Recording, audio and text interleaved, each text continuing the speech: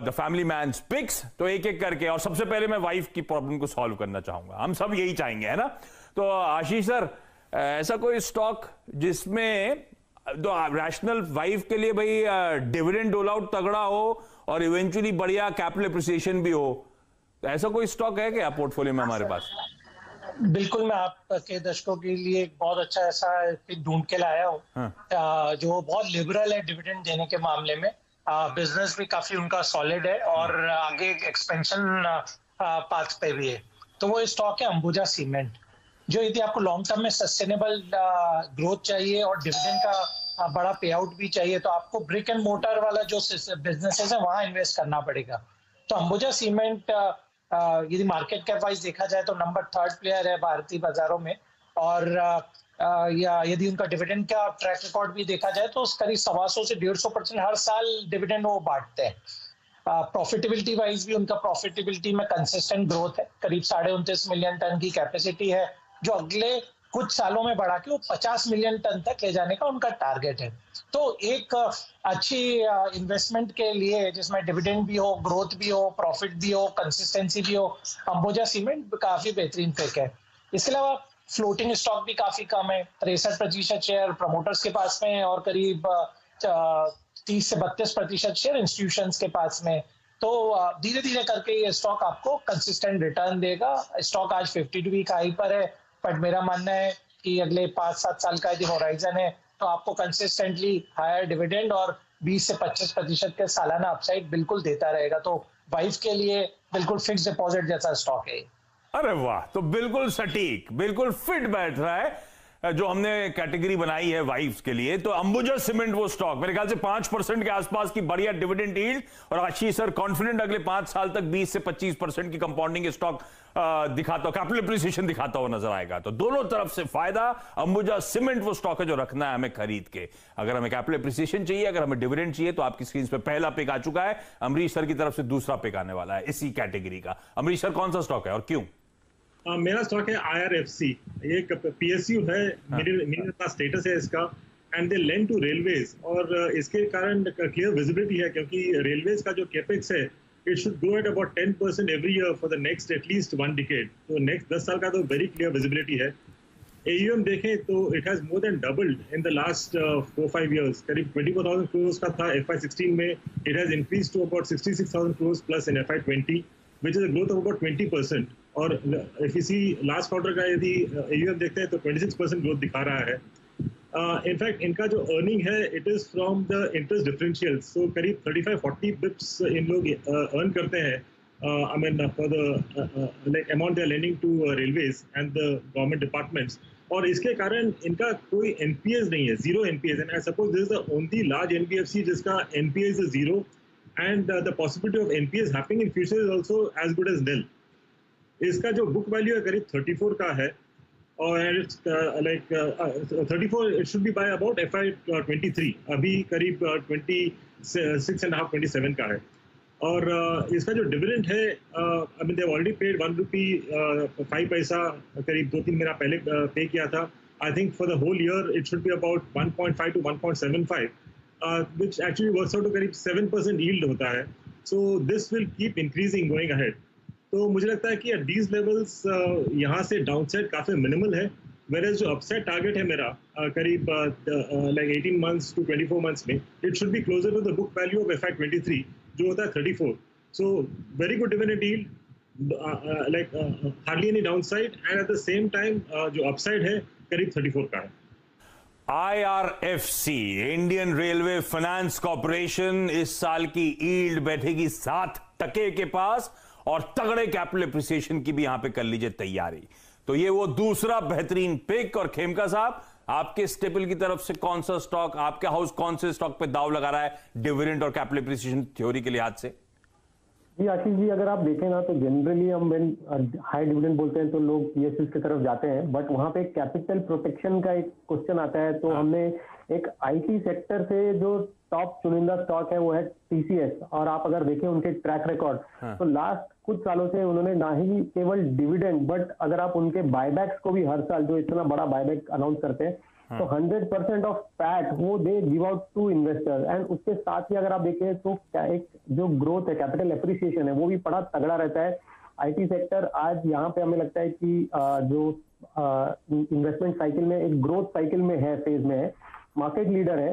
And सिर्फ dividend देखें तो 3% का यील्ड है। अगर बायबैक्स इंक्लूड कर दे तो मेरे को लगता है 5% से ऊपर का डिविडेंड यील्ड बैठता है। एंड एक कैपिटल प्रोटेक्शन और कैपिटल ग्रोथ दोनों को मिला के market leader and safe and strong stock है टीसीएस। टाटा कंसल्टेंसी सर्विसेज इस देश की सबसे बड़ी आईटी कंपनी, और इस पे दाव लगाने की सलाह, हां, सिर्फ डिविडेंड यील्ड को ना देखें, बाकी जो तरह तरह के मीन से ये लोग शेयर होल्डर्स को फ्री कैश फ्लोज रिटर्न करते हैं, वो तगड़ा कॉर्पस ऑलरेडी बन जाता है एनुअली। और प्लस बढ़िया पेडिग्री, स्ट्रॉन्ग बिजनेस, गजब की रेटिंग, और इसको पोर्टफोलियो में शुमार करिए, बढ़िया कैपिटल एप्रिसिएशन यहां से भी टीसीएस डिलीवर करता हुआ नजर आएगा। तो वाइफ की कैटेगरी की 3 बेहतरीन पिक्स मेरे पास ऑलरेडी आ चुकी हैं। मुझे पता है आप सब लोग वो कसिनो बेट्स का इंतजार कर रहे हैं, लेकिन पहले वो नहीं, पहले अब हम जाएंगे बच्चों के लिए। और वो इमेज फिर से दिखाते रहिए डायरेक्टर साहब, जो फैमिली, न्यूक्लियर फैमिली की इमेज है। अब बच्चों के लिए बेसिक प्रमाइस है कि भाई 10 से 15 साल, या डिपेंडिंग, किसी का 10, किसी का 15, किसी के लिए उसके भी आगे का, लेकिन एक बड़ा कॉर्पस चाहिए डाउन द लाइन। अब इतने समय के लिए स्टॉक पे दाव लगाना गलत है, थोड़ा सा गलत इन द सेंस, आपको समय समय पे रिव्यू करना पड़ेगा। लेकिन फिर भी यहां पे कोशिश इस प्लेटफॉर्म पे ये है कि ऐसे बेहतरीन पेडिग्री वाले स्टॉक्स लिए जाएं जिससे ज्यादा कंसर्न्स ना हो। तो कुछ बेहतरीन पेडिग्री, बहुत अच्छे capital appreciation over a longer period of time, वो वाली कैटेगरी अब आपके सामने आएगी। अमरीश सर, आप शुरू करो। ये 15 साल के हिसाब से कौन सा स्टॉक पे दाव लगाना है? 15 साल के हिसाब से मैं बोलूंगा आईटीसी पे दाव लगाना चाहिए। पर आईटीसी पे यदि देखें लास्ट करीब 3-4 महीने में जितने जोक्स चल रहे हैं सोशल मीडिया कि ये स्टॉक चलता ही नहीं है, I don't think that is true. क्योंकि यदि हम लोग देखते हैं 2010 में इसका भाव था 240 और आज भी भाव है 210-15 का। तो यदि भाव देखें तो बोल सकते हैं कि चला नहीं है। But then what we are missing out is 1:1 bonus दिया था 2010-11 में, 1:2 बोनस दिया था 2016 में।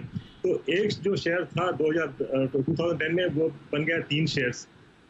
And at the same time यदि डिविडेंड देखें, the total dividend paid on these 3 shares over the last 10 years करीब 173 रुपीज का डिविडेंड आया है।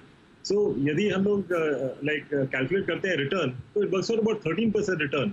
और यदि 13% रिटर्न कोई शेयर देता है आपको over a period of 10 years, then one can say that this is a consistent performer. और यदि look at the fundamentals, professionally managed company है, top brands हैं इंडिया के पास, I mean FMCG सेक्टर का जो पोर्टफोलियो है ये काफी बड़ा हो रहा है इन लोग का। And in fact they have plans of making it the largest FMCG player by 2030। और लोग बात कर रहे हैं nearly 1 lakh crore का top line. And if you compare that with HUL का जो टॉप लाइन आज का है करीब 40,000 crores का है, so surely it will not remain at 40,000, इससे बढ़ेगा, but then ITC could possibly become the largest FMCG player। Dividend yield देखें तो करीब it's about 5%, they are paying out about 70% of the net profits as dividend। Return on capital देखें तो 25% का है, EBITDA margins 36% का है, debt free company है।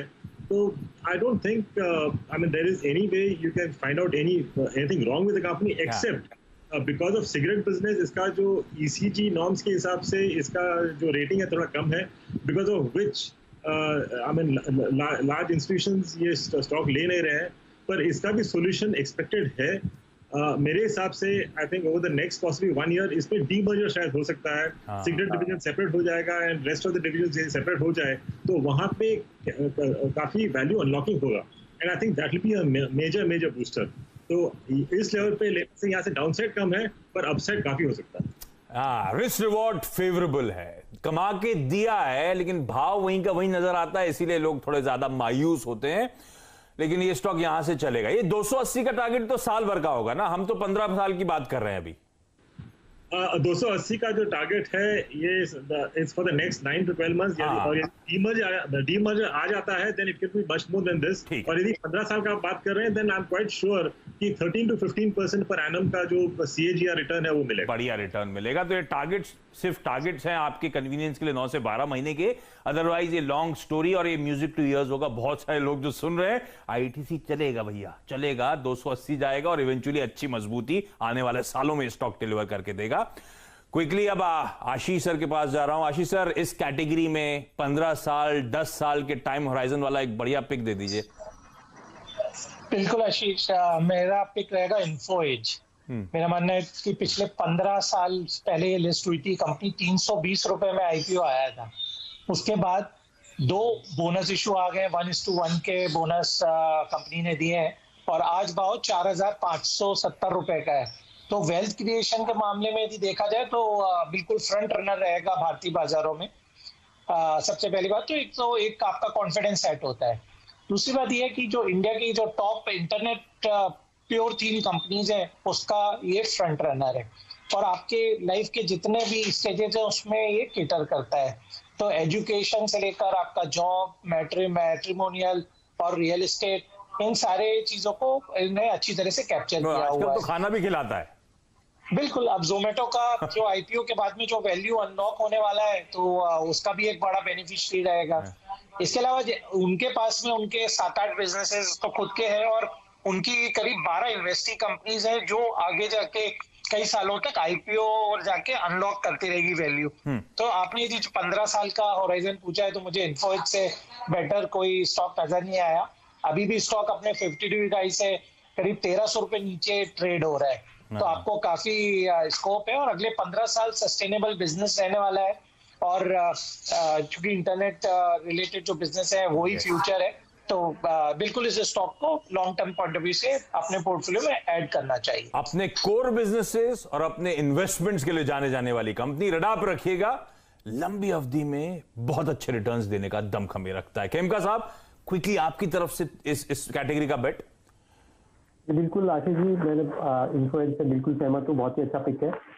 मगर अगर आप देखें, अगर एक लंबे अवधि के लिए अगर एक स्टोरी प्ले करना हो तो इंडिया में एक इंश्योरेंस जो है बहुत हाईली अंडर पेनिट्रेटेड स्टोरी है। एंड हमने देखा है कि पिछले सालों में जब ये सेक्टर ओपन अप किया गया प्राइवेट सेक्टर के लिए, लॉसेस करते थे, वहां से ये बहुत ही आगे आज के दिन में प्रॉफिटेबल बिजनेस हो गया है। तो इसमें मेरा पिक है SBI लाइफ, जो कि एक मार्केट लीडर है प्राइवेट स्पेस में, 13% से ज्यादा उनका मार्केट शेयर है। Among the most profitable private life insurance company है इंडिया में। बहुत ही बेहतरीन मैनेजमेंट है, पेडिग्री है SBI लाइफ। SBI का जो बैंकिंग जो नेटवर्क है उससे उसको बहुत ज्यादा फायदा मिलता है। कॉस्ट सबसे वन ऑफ द लोएस्ट है with in the insurance space. And अपने को अगर आप 15 साल 10 साल का स्टोरी प्ले करें तो आपको ऐसे स्टोरीज के साथ जानी पड़ेगी जहाँ पे ये India penetration story, growth story के साथ चलती रहे। तो एक फेवरेबल डेमोग्राफिक्स है, कंज्यूमर अवेयरनेस जो आज पिछले सालों में जो करंट पैंडेमिक की वजह से भी जो इम्प्रूव हुआ है, that is also improving. Financial penetration है एंड डिस्ट्रीब्यूशन। तो ये सबको अगर आप मिला के देख के चले तो ये बहुत ही लंबे अवधि के लिए एक अच्छा ग्रोथ स्टोरी बनता है SBI लाइफ। SBI लाइफ बिल्कुल ठीक, लंबी अवधि में दाव लगाना है। Insurance as a space highly under penetrated space में सारी मार्की कंपनीज और उसमें सबसे बेहतरीन शायद बेट जो है वो आपकी स्क्रीन पर SBI life. Near term target screen पर, लेकिन हम बात कर रहे हैं 15 साल 10 साल, बढ़िया कंपाउंडिंग स्टोरी बन सकती है। इस नोट पर एक काम कर रहा हूं, क्विकली छोटा सा ब्रेक और ब्रेक के उस पार वो कसिनो बेट्स, 2 साल में पैसा डबल।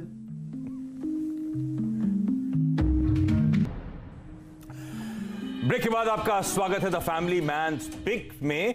और अब इस शो में सबसे इंपॉर्टेंट पार्ट आता है, वो सबसे इंपॉर्टेंट तो खैर पूरा ही शो था, तीसरा सबसे इंपॉर्टेंट कि मेरे लिए और प्राइम लोकेशन है और वाशी में न्यू फ्लैट्स अवेलेबल नहीं है, तो from that point of view I think selling will be very easy. और ये प्रोजेक्ट करीब 600 करोड़ का टॉप लाइन दे सकता है। एंड मोस्ट इंपॉर्टेंट, लास्ट 1 साल में ड्यूरिंग कोविड इन्होंने नियरली 90 करोड़ का डेट रीपेमेंट किया है। So outstanding debt has come down और आउट ऑफ दो 17 प्रोजेक्ट्स 13 प्रोजेक्ट्स में कोई डेट नहीं है। In fact, they have taken debt only in 4 projects. So that way, the balance sheet is extremely good. और जो इनका जो रेवेन्यू आने वाला है over the next 6-7 years should be about 6,000 to 6,500 crores. और यदि मार्केट कैप देखें अभी तो 350 करोड़ का है, तो काफी वैल्यू अनलॉकिंग हो सकता है। Okay. And one should be looking at buying at these levels. तो रिस्की है क्योंकि ये स्टॉक करीब 20-25 में था और वहां से अभी बढ़ के इतना हो चुका है। बट वी शुड रिमेंबर कि 2017-18 में इसका भाव हुआ करता था अबाउट 175। अच्छा, अरिहंत सुपर स्ट्रक्चर्स, इस स्टॉक को रडार पर रखिएगा। ये अरिहंत कैपिटल के रडार पे नहीं आया, लेकिन चलिए खेमका साहब, आप क्विकली, समय बहुत कम है, आपकी तरफ से सबसे प्रेफर्ड बेट सर। जी, अगर आप अगर शॉर्ट टर्म में जैसे 2 साल 3 साल में अगर एक हाई रिस्क बेट लेना चाहते हैं तो एक अनलॉक प्ले है यहाँ पे, Aditya Birla fashion and retail, जो आज के दिन में because of lockdown business impacted है। बट जैसे जैसे हम आगे बढ़ रहे हैं, वैक्सीनेशन बढ़ रहा है, हमारा एक्सपेक्टेशन है कि things will open up and people will go back to the shopping. लोग घर में नहीं रहना चाहते हैं, जो बाहर निकलेंगे तो शॉपिंग करेंगे। कंपनी खुद नेक्स्ट 4-5 साल में अपने रेवेन्यू को डबल करने का टारगेट कर रहा है। बहुत सारे लॉस मेकिंग ब्रांड है जो कि प्रॉफिटेबल होने की एक्सपेक्टेशन है। कंपनी की बैलेंस शीट जो थोड़ी वीक थी, राइट्स इशू के बाद बहुत इंप्रूव हो गई है। तो हमें लगता है यहाँ से एक स्ट्रॉन्ग ग्रोथ देखा जाएगा आदित्य बिरला फैशन में। रिस्क यही है कि लॉकडाउन चलते रहे, सेकेंड वेव के बाद थर्ड वेव आ जाए और फिर से इम्पैक्ट हो जाए। अगर थिंग्स इंप्रूव तो 2 या 3 साल में स्टॉक डबल होने की पूरी कैपेबिलिटी रखती है। का बढ़िया प्ले हो सकता है, इफ्स एंड बट्स थोड़े से उसमें वेव 3 को लेकर, लेकिन ये स्टॉक यहां से डबल होने का दमखम रखता है आने वाले कुछ सालों में। तो हमारे पास वो फैमिली मैन का पोर्टफोलियो रेडी है वाइफ के लिए बेसिकली कैपिटल एप्रिसिएशन प्लस बढ़िया dividend play. IRFC, Ambuja cements और TCS, इन स्टॉक्स पे दाव लगाइएगा। बच्चों के लिए आज से 10 से 15 साल का टाइम होराइजन, बढ़िया पेडिग्री वाले स्टॉक्स, ITC, इन्फोएज और SBI लाइफ। और हमारे लिए वो थोड़ा कसीनो बेट्स, थोड़े से रिस्क के साथ लेकिन कैलकुलेटेड रिस्क के साथ, Arihant super structures, Shri Renuka sugars और Aditya Birla fashion and retail limited, ये वो स्टॉक्स हैं जो आपके कंप्लीट फैमिली पोर्टफोलियो आपको आपकी स्क्रीन पे नजर आता हुआ। आशीष सर, अमरीश सर और खेमका साहब, आप सबका बहुत बहुत धन्यवाद जुड़ने के लिए, हमें इस तरह की बेहतरीन पिक्स देने के लिए, और उल जुलूल जो हम लोग मांगते हैं ना आपसे, स्टॉक्स पेग्स मांगते हैं, हमेशा उस पे खड़े उतरने के लिए, बेहतरीन स्टॉक्स रिसर्च करके लाने के लिए, थैंक यू सो मच।